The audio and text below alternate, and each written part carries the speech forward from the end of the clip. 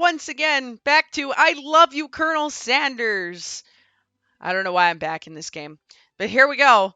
I have nothing else to say aside from you are playing this with Gun Bunny, G.u.n.n, Bunny, and I don't know. This is complicated. Let's learn about what 11 ranges of unique spices, 12. I know we checked this out last time. I've already forgotten.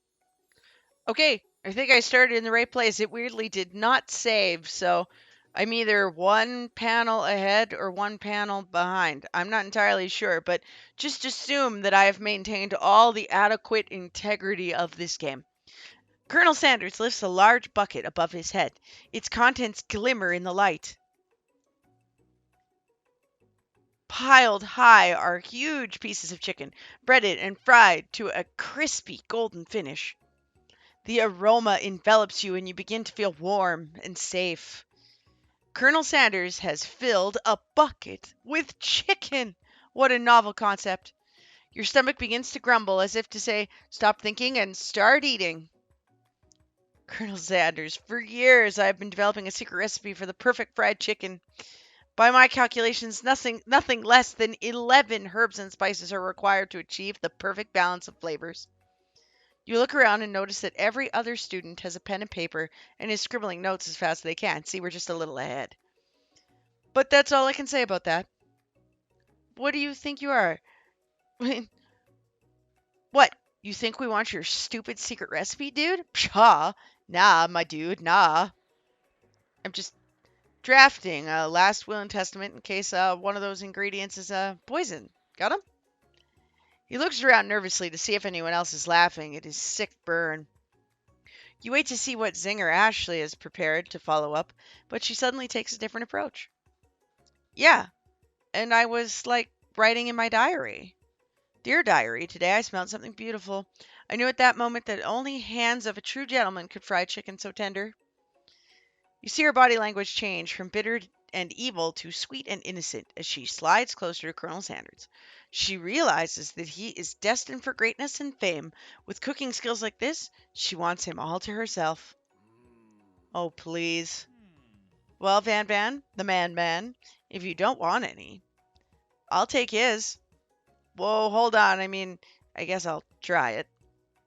He takes one bite and his eyes grow wide. He starts contorting his face as he tries to hold his pure exhilaration and act unimpressed. Easy now. There's enough for everyone. Please, my fellow classmates, dig in. You take one of the pieces of fried chicken out of this bucket and sink your teeth into it. It's amazing. Tasting Colonel Sanders' food transports you to another dimension. Alone with your taste buds, gripping a drumstick in your hand, you float weightlessly. Let's swim towards the light. Somewhere up ahead, a bright light beckons you. The flavors are so intense you become wrapped up in them, unable to resist your reach towards the light. It grabs your hand and pulls you closer, closer, until your fingertips connect with the end of everything. You are forever lost in a land of tender fried chicken bliss. Your mind dissolves. There is no gun bunny now. There is only herbs and spices.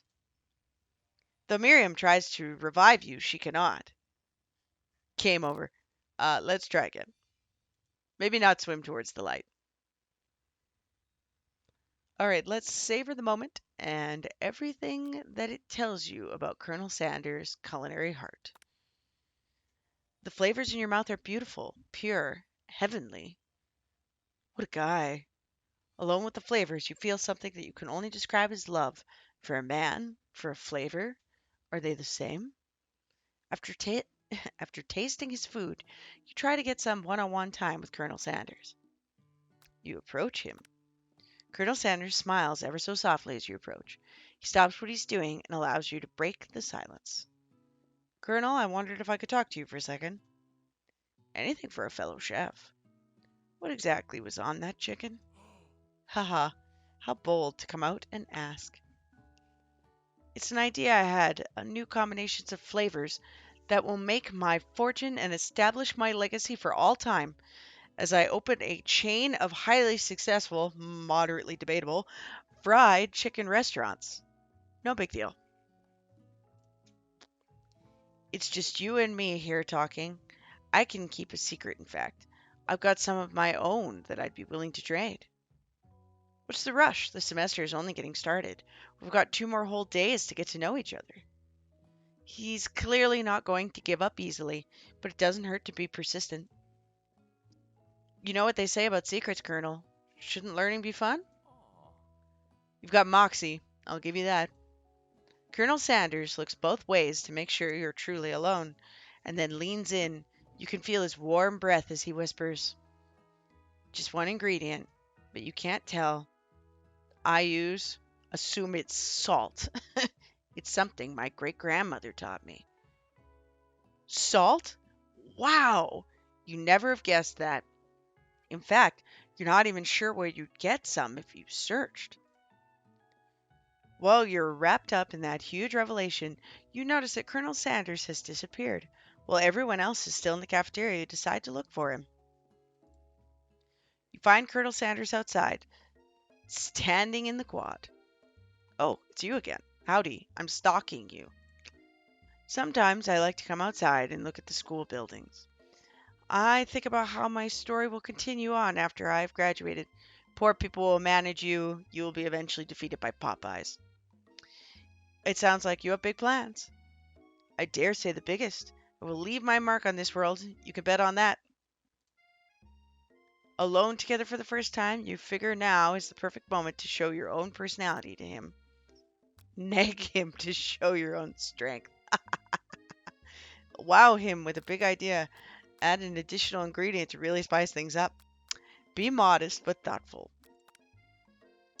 Oh, he loves it. Well, I just want to tell you I really enjoyed your food. Now you've got his attention. The flavors were complex but comforting. The interplay between salty, savory, and peppery was perfect. I appreciate the compliment, Gun Bunny. I'm sure you'll be a big success. Yeah, I hope I grow up to be the owner of Popeyes. I know we've only met today, but I'm starting to get the same feeling about you. We should head back inside. The next lesson starts soon. Wow, that's a kitchen. You step into the massive cooking area. Oh, you step into the massive cooking arena where the afternoon's lessons will take place. Each student gets an oven and all the tools and ingredients they could need. Look at this place. It's magnificent. Finally, we get to show our stuff. Okay, I just want to comment that I can actually discern the vegetables in this free play game. Like, that's an eggplant, and you can tell, and that's broccoli. It's pretty heftily textured. Just commenting on artistic devotion. Wait a second. Oh no, we have to show our stuff. What if I totally blow it? You're not going to blow anything, except maybe kisses to the crowd of fans you're going to earn with your signature, adorably tiny food creations. Welcome, students, to the cooking arena. For today's lesson, we'll be cooking with partners. Hurry up and pair off. Naturally, Miriam looks over at you, but unable to control herself, you pounce on Colonel Sanders. Hey, Colonel, would you like to tackle this lesson as a team? A team of two, that is, me and you. That wasn't clear. Want to be my partner? Sure, Gun Bunny. I'll prepare our station. What are you preparing? This looks clean.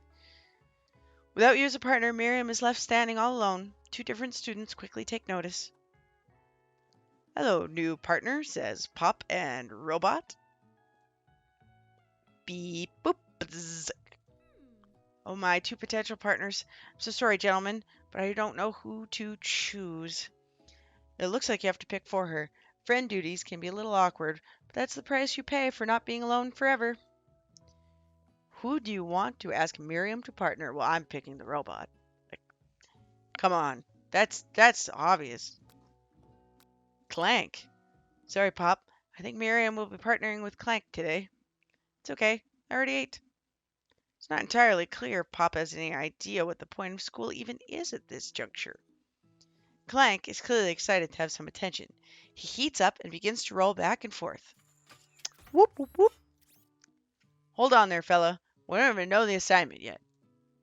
Technically, Clank might not have a face, but there's something charming and earnest about him. Bzzzt. Tissue? I hardly know you. Ah. Clank judders, not a word, and a panel shakes loose. You get the impression that this is a sign of affection. It's like the hentai nosebleed thing, only your doors fall off. Looks like looks like you two will be fine. Now it's time to focus on your own cooking classwork. All right, you two. For today's lesson, we're going to keep it simple. Pick a basic dish and divide up the steps. No chef is an island. It takes two flints to make a fire. You get the idea. Which dish do you suggest to your partner, Colonel Sanders? Steak tartare seems easy enough.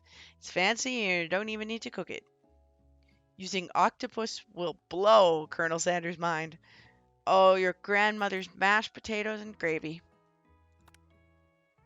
The secret ingredient is salt. I've always been something of a down-home chef.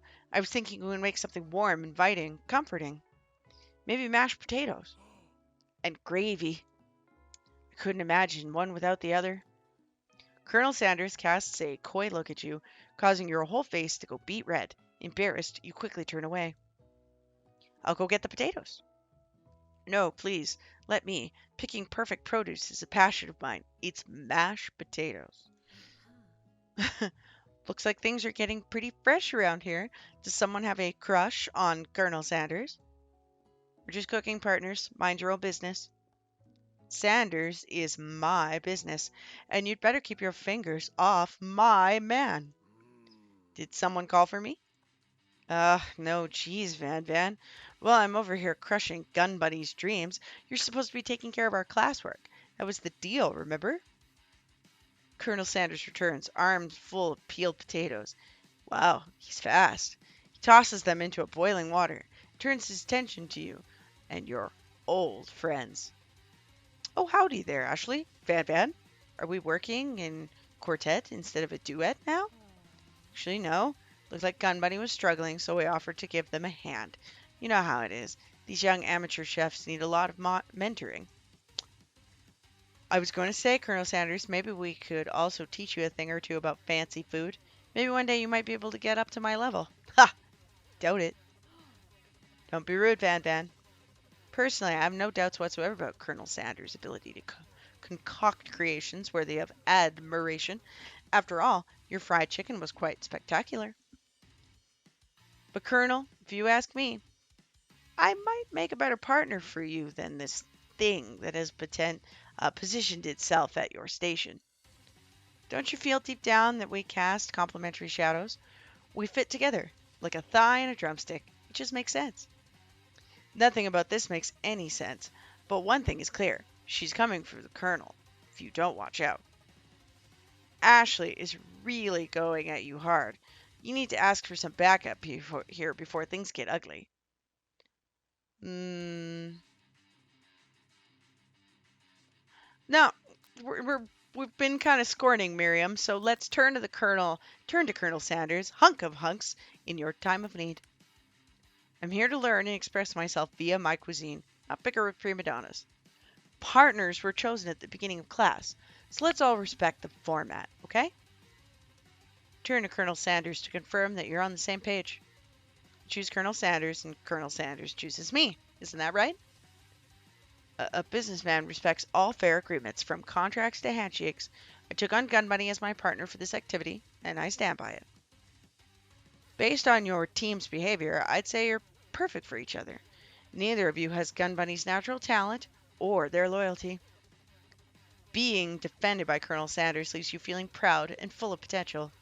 You look for Sprinkles, in hopes that he might step in. But he's nowhere to be found. Darn those cute corgis and their short but sturdy stature.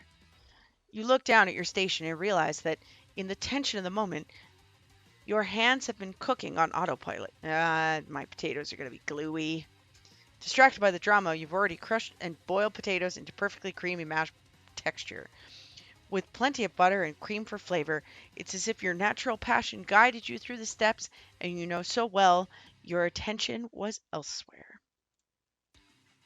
I know just what to do. Add salt. Colonel Sanders extends his hand. He's holding a beautiful white porcelain gravy boat, out of which pours a smooth brown gravy smothering your nearly finished potato dish. Gravy flows down the mound of mashed potatoes. The results look spectacular. Granny would have been very proud.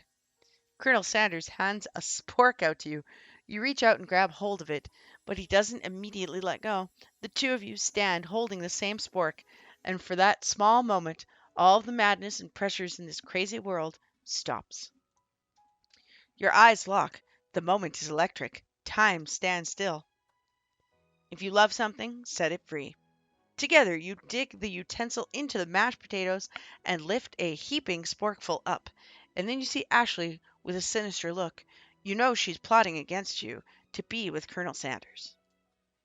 And then, filled with rage and without thinking, you fling the sporkful of mashed potatoes right into Ashley's stupid, beautiful face. Van, do something. Do something. Scooping a fingerful, Van tastes the dripping mashed potatoes and gravy and realizes that it is delicious. Horrified by this revelation, he slinks away. Will he ever be able to cook something with so much love and integrity?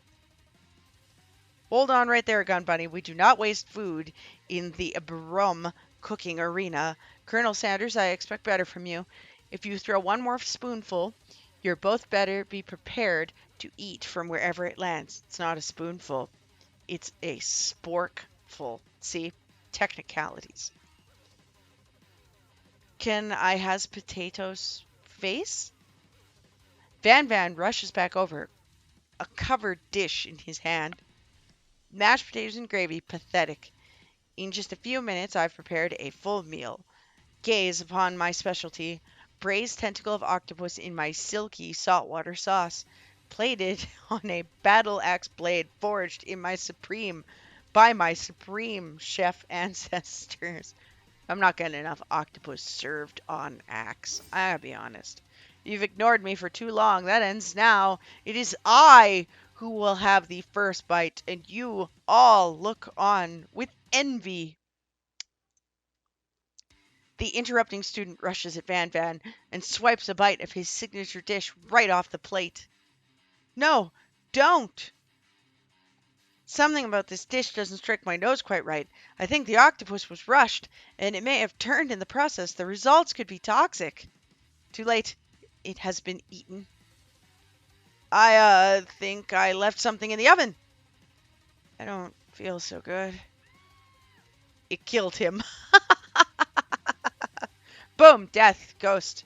My God, it's 2 Point Hospital. Everyone step back. Don't take another bite. When you look back at the plate, the rest of it is gone. You notice the tip of the tentacle being slurped up into Pop's mouth. Pop winces in pain just for a moment, and then it's almost immediately back, and then almost immediately back to his oblivious self. Whoopsie. Tastes like poison. The entire class has gathered to watch Pop's final moments. Shock has frozen the whole crowd. They are motionless as statues. The class bell rings, disrupting the moment, and snapping everyone back to reality. It would appear that Pop's enthusiasm for trying new things, despite obvious danger, has inoculated him against poisons of all kinds. I'm not sure the professor here makes enough money. Hello? I just turned into a ghost over here. Seeing that you're shaken up by that really annoying student and all his nonsense, Colonel Sanders approaches you. I'm sorry you had to go through that. Please, let me walk you home. What? Like, for real? Oh, come on. Follow Colonel Sanders out of the room. At night, the school building has taken on another vibe entirely. It's dark and more than a little spooky. Colonel Sanders stands in the quad's neon glow and speaks softly. He's speaking softly because he's heavily diabetic. Just mentioning it. Those mashed potatoes you made in class today. Before you go on, I want you to know, they're not a great representation of my skills. Didn't even realize I was making them. They were amazing. Tasting them, it reminds me why I became so passionate about food to begin with. Colonel Sanders is getting choked up. Cooking is obviously important to him in a way that you find inspiring. Now might be the perfect time to tell him you're developing feelings for him. Colonel Sanders? Yes, Gun Bunny? There's something I need to tell you. Hold it right there. Van Van. There's something I need to tell you first. Oh, jeez. You see, when I was just a boy, I had a dream that one day I would be the greatest chef in the world has ever seen. You killed a person today. And every day since, I've been working towards that dream. I'm going to go with it wasn't the octopus. I don't think that axe was clean. Day and night, never stopping, never resting, also lifting a lot of weights, like so many weights. We should follow our dreams with all of our hearts, that our souls may grant them like wishes floating on a shooting star. Hey, no, you, shut up. I'm the one here to say inspirational stuff and be the star of the story. Are we forgetting that your cooking literally killed a guy? You can't prove that. I also saw you kill that guy. What was his name? Somewhere in the distance, you hear a long, sad sigh. Forget him. We're talking about me. Me. I'm the hero. Spork monster? The spork monster is here to fight a hero. What is going on? Yep, alright. I didn't see that coming, I'm going to be honest. I think I left the fridge door open. Later, nerds. How dare you threaten me just as I was letting down my guard and connecting with another chef on an emotional level. Be afraid, be very afraid of me, because I am a monster, see? Is he rhyming on purpose, or is that just a coincidence? But before you can discuss syntax any further, it's a turn-based fight sequence. What will you do? Attack! You decide to go on the attack. It has sporks for mouth. So let's do this. Which attack will you use?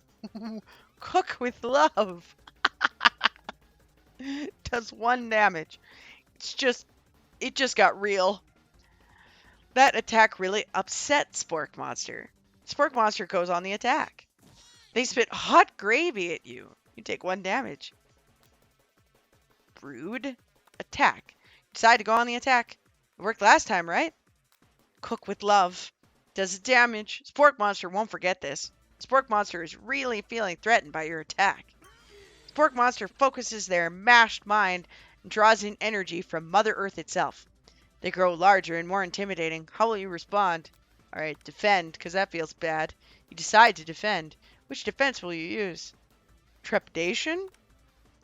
You hold your head between your hands and mutter, "This is not happening. This is not happening." Spork Monster is no quitter. Puffed up and ready to rumble, they go on the attack once again. Spork Monster uses utilitensile. You take 2 damage from this attack. If you take much more damage, you're not going to survive the battle. Attack! You decide to go on the attack. Cook with love. Cook with love does 1 damage. Spork Monster is oozing cheese sauce up to the lawn of the quad. I wonder who is going to have to clean that up. Feeling vulnerable, Spork Monster prepares its ultimate attack. Rounded Edge. Colonel Sanders, vile villain, your reign of terror stops here. Colonel Sanders summons the energy of 1,000 chickens. Pot pie power pinch. Alright, I'm ready. It does 10 damage. Spork Monster is defeated. You saved me. An injured Spork Monster spews steam into the night. Forget mercy. Finish him. No student will ever walk the quad in fear again. The monsters messed with the wrong chef. Attack. You're ready for your final attack. You'll never survive my student debt loan destruction. Student loan debt destruction does 10 damage. Spork Monster is completely vaporized. Colonel Sanders looks on in awe. You continue to surprise me, Gun Bunny. You defeated the monster left behind a the defeated monster left behind a special item. It appears at first to be a cookbook, but upon closer inspection, it's so much more. It's a book of magic spells with golden chicken on the cover. You open the cover to find a library card tucked inside. The last name to, the last name to have signed it out is Borko. Hmm. All right, Borko. That name sounds strangely familiar. Your blood is pumping as you stand in the quiet of the night, holding the mysterious book in your hands. As you come down from your battle buzz, you realize that your final attack has left you completely depleted. The world around you begins to fade away. Without any energy to keep your eyes open, darkness overtakes you. The image of Colonel Sanders flashes before your eyes as you fall asleep. He must have helped you get home with your tired state. You don't know if you could have made it without him. What a guy. You want to thank him, but you don't have the strength to utter a single word. You feel your covers being pulled up over you as you are tucked in tightly. Good night, my Colonel. In your dreams, you're together with Colonel Sanders. For some reason, Sprinkles is also there, instructing your love. Dreams are weird. Yeah, that one right there. Dreams are weird. You awake on day 2 and attempt to process the wild visions you had. Were they memories or premonitions? And then there was that secret ingredient that Colonel Sanders went ahead and told you outright. Not much of a secret, huh? It's probably just because he already trusts you so much. Sure, that makes sense. We'll go with that. Alrighty. I'm gonna stop it there. We're gonna meet up with our bestie at the front in front of the school. Thank you all for joining me this weird and wild spork-fueled ride. This has been I Love You, Colonel Sanders with Gun Bunny, G.u.n.n, Bunny. And we will return to this crazy nonsense eventually. Thank you very much and have a fantastic afternoon.